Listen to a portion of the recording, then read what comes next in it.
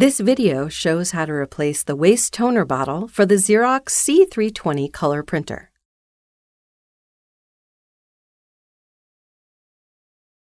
Open door A and door B.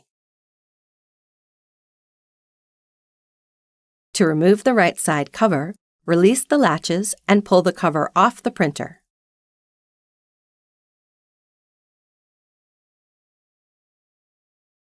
Press both levers to unlock the waste toner bottle and pull it out of the printer.